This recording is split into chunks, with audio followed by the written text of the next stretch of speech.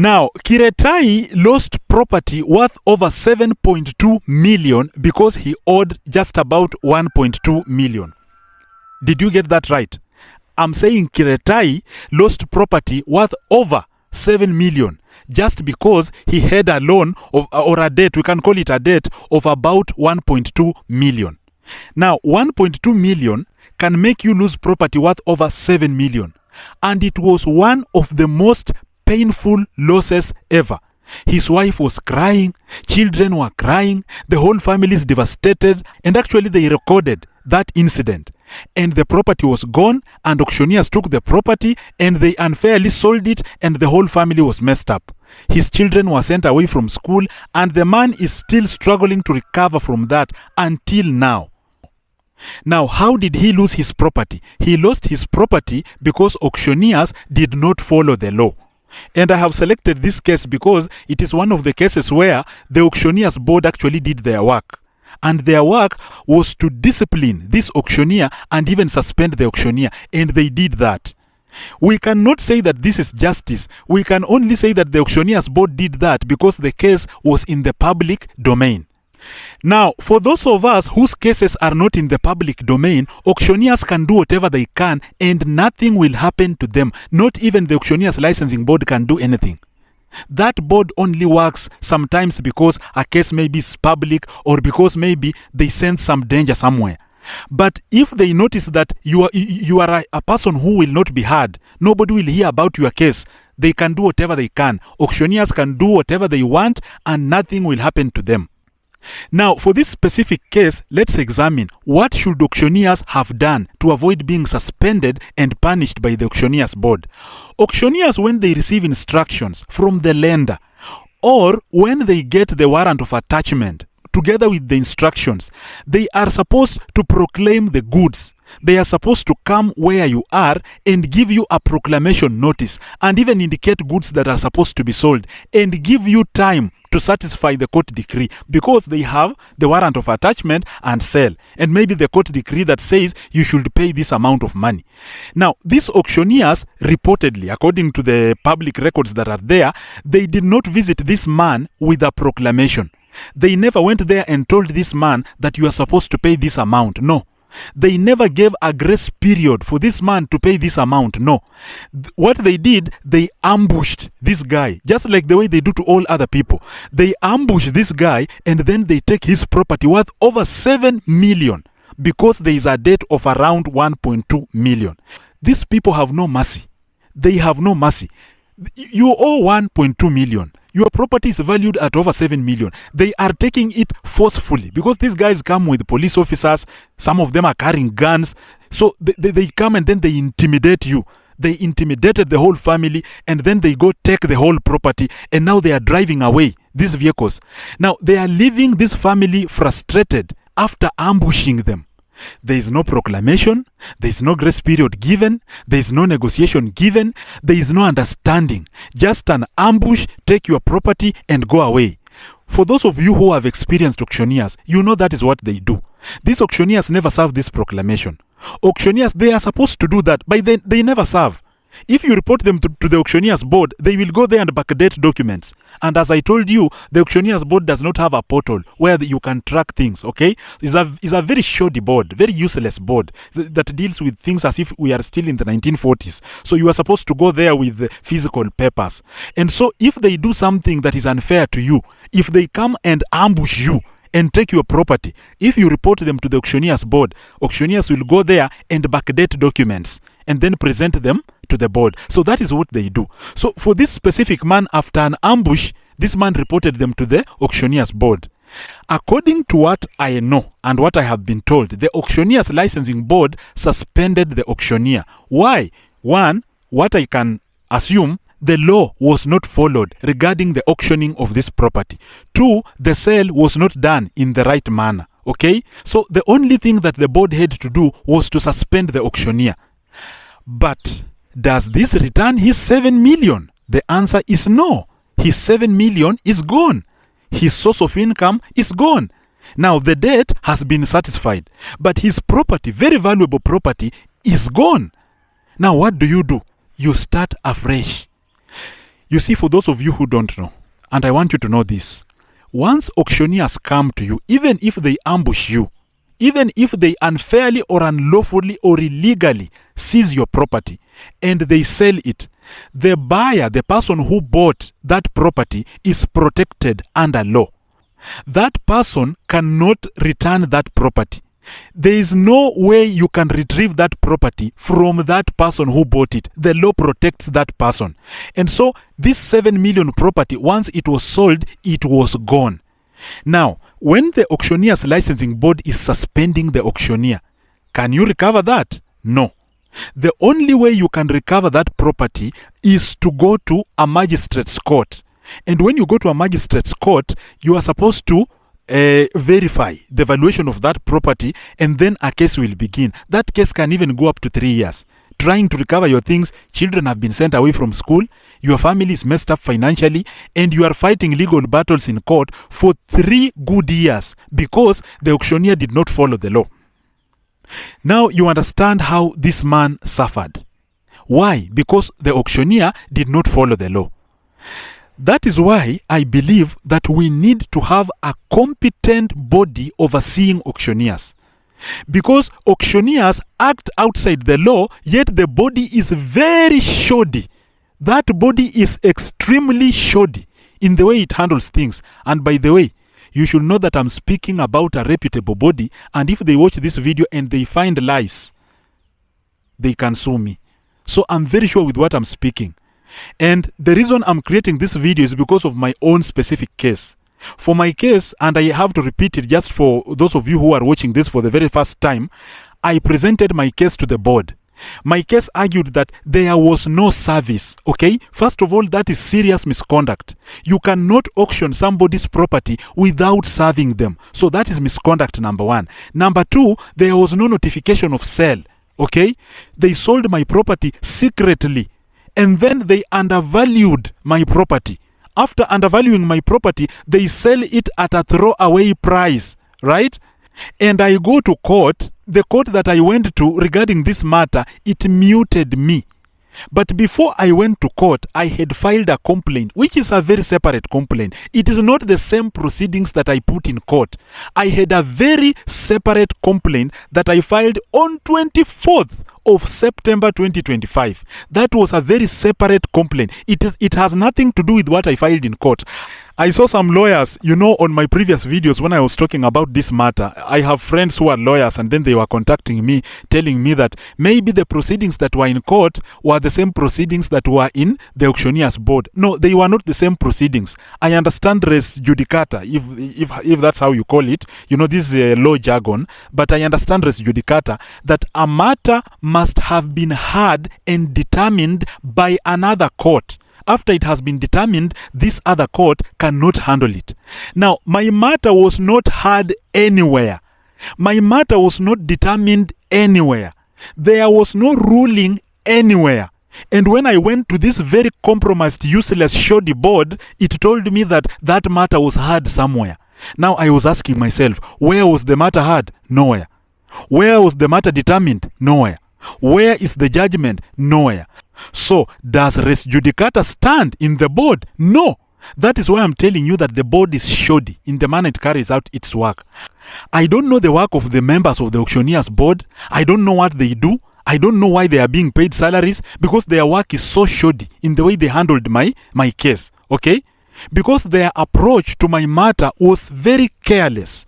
And the judgment that was provided, it had no basis. And I'm very sure they looked at me and then they said, this boy cannot do anything. Even if he gets out of this board, he cannot do anything. So let's read something that we believe he does not understand, because he did not have legal representation and he does not understand law, and probably he does not understand English very well. It was lucky for him to acquire property worth over 5 million. This is a very useless boy. He lives in the village. He doesn't know anything. So let's read. Res judicata. The matter was heard and determined by another court, and therefore your submissions have been struck out, and therefore you are supposed to compensate the auctioneer. The reason why I cannot appeal the decision is because you are a useless body, very compromised, and therefore I cannot still come back. Because if I come back, you are the same board members who made this useless decision. Okay? And for this man, the case was determined the way it went, and the auctioneer was suspended because the matter was in public. And the actions of the auctioneer's board were in the public now. They wanted to see what will the auctioneer's board do. Now, the auctioneer's board had to follow the law. Did this auctioneer serve this guy? No. Did they proclaim the goods? No. Did they follow the law while auctioning that property? No. Now, did they sell it in accordance with maybe how the court wanted? No. And for that reason, we fine the auctioneer and we suspend the auctioneer. That is what is supposed to be done by that board.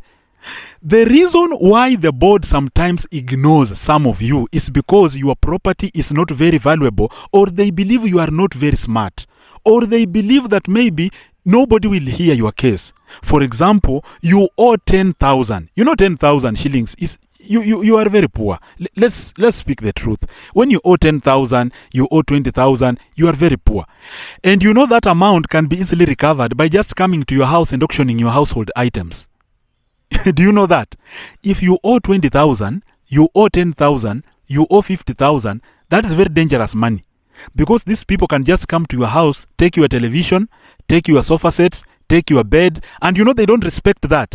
Because the law says they cannot take utensils, they cannot take your beddings, they cannot take your clothes. But when auctioneers come in Kenya, auctioneers in Kenya always break the law.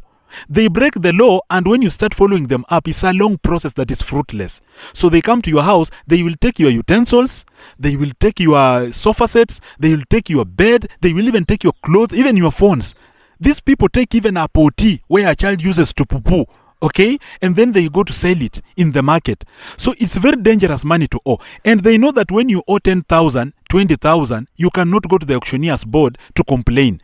Because if you go there, what will prevent the auctioneer from playing around? Because you owe very little money. It means you cannot play around. You can't even afford fare to go to the board. So there's nothing the board will do. Okay? So if they assume that you are this low-tier intelligence person, if they assume that maybe you cannot reason well, and maybe they believe you are not very learned or very exposed, then your case will just be thrown out because they believe you are not smart. Right? But when the case is in the public now, it has attracted public attention. Now that is when they start following the law. Now for the case of this guy now, when the auctioneers decided to treat you in a very bad way, they can treat you in a very terrible manner.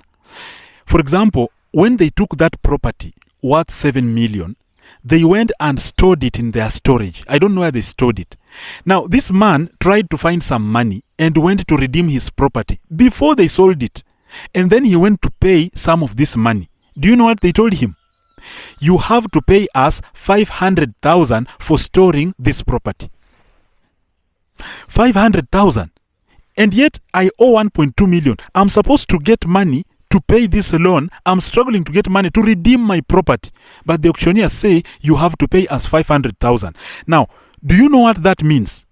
That means that these guys are making it nearly impossible for you to recover your property. They are making it extremely impossible. They are making this process of you getting back your property very difficult because they know they are going to benefit from that property. And that is why I was telling some people that your property is expensive. Property is expensive. Do not accept to take just a loan randomly just because you have a property that can act as collateral.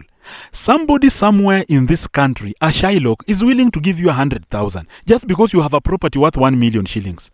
And they will come for that property. And you will cry tears. You will shed tears. Why? Because you are losing something valuable. I have understood this. That is why, one, I cannot take loan against my car. I can't.